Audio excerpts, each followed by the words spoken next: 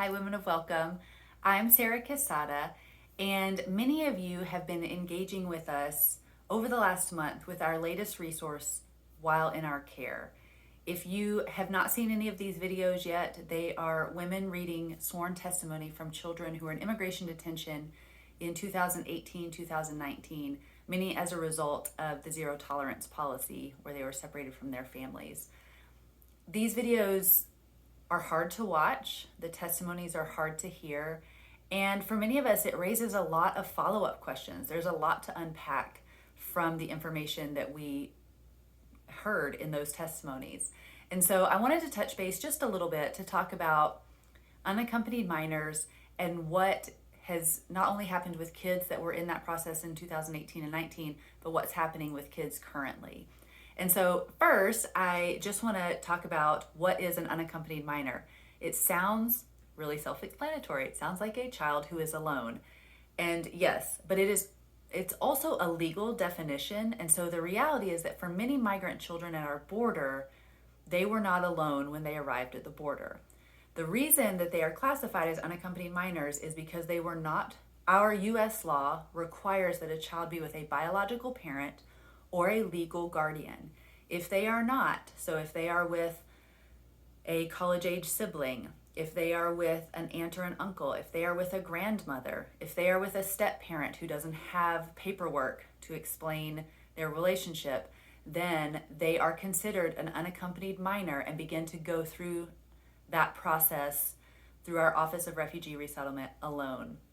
So for me, when I first learned that, it was really eye-opening, and it was really something I had just not thought about, quite frankly, of when I heard unaccompanied minors, I assumed it was a child alone at the border. And that is sometimes true, but it is also true that sometimes they are not alone, but they are considered unaccompanied minors because of who they were traveling with. And so as we think about, let me look at my notes, the practices that we heard in some of these testimonies, are they still happening? And the short answer is no. The short answer is no. The zero tolerance was repealed after there was a lot of outcry from many of you, as well as other people of faith, as well as advocates, and lots of different people cried out against the zero tolerance policy, which was separating children even from their biological parents or whomever they came with, which created more children in that process. There has also been several different changes in our process since then, partly due to legislation that was being rolled out trying to prevent children from coming, and partly due to COVID. And then we had a change in administration who has started allowing children who are at the border considered unaccompanied minors. We said we will not turn them away. We will follow our own laws and we will refuse to turn them away, which means children are being brought into the US again through that process of unaccompanied minors. And conditions have improved, but they are still not ideal. There is still a lot that we are continuing to watch, to read about, to speak with advocates on the ground, to listen to stories, to be able to stay on top of what's happening, and also to continue to push and to advocate for policies and practices that honor the dignity and offer compassion and care to children who are in our care. And we've done different videos over time as over the last few months, because things have been changing pretty quickly. But in general, when a child comes into the US unaccompanied, they are kept in Border Patrol processing facilities. Legally, they are not allowed to be there more than 72 hours. And that's where they are processed and ideally sent from there to the Office of Refugee Resettlement. Because there's been a backlog, we've recently had to open some emergency shelters to house children temporarily until they can get to the Office of Refugee Resettlement. But that is their ideal next step. And from there, they're placed either with family members in the United States. I believe it's more than 80% of children who come here have a family member in the United States, and over 40% it is a biological parent. And so a lot of times the work of that office is to find, vet, and reunite families through that process. If they are not able to be with a family member, they look at transitional foster care or other type of facilities that can take care of them longer term as they go through their legal process.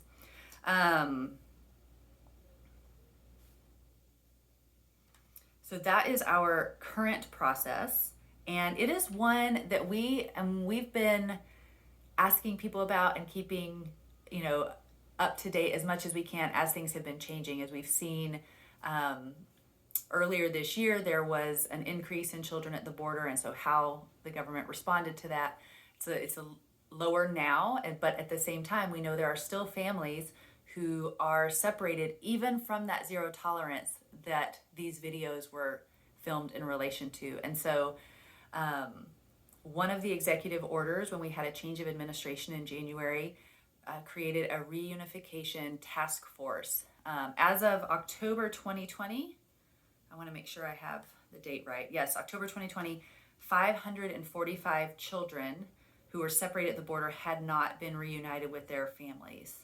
About 60 of those 545 were under the age of 5 when they were separated. And so this task force has been working to follow up those cases and reunite those families. And so that is a slow, painstaking process, especially at this point. We were several years out and those children were very young. And so as of early May, the task force had reunited 4 of those children, and I believe they've reunited a few more since then. But it will be a continued and ongoing process. And so if you've been watching these videos with us, I hope this helps give a little bit of context to where we're at right now with some of that. Excuse me.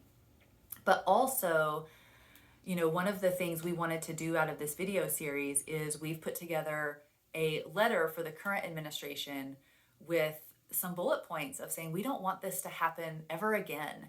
And we know that if we look away or if we don't speak up, that these things can happen. And so I encourage you to visit our website, womenofwelcome.com/whileinOurCare, and you'll see the letter you are invited to sign, because we really want to communicate that there are women, and there are Christian women in this country who are concerned about the ways that some of these children have been treated. We've heard these testimonies, we've listened to their stories, and we want to do our part to speak up in hopes that this would never happen again.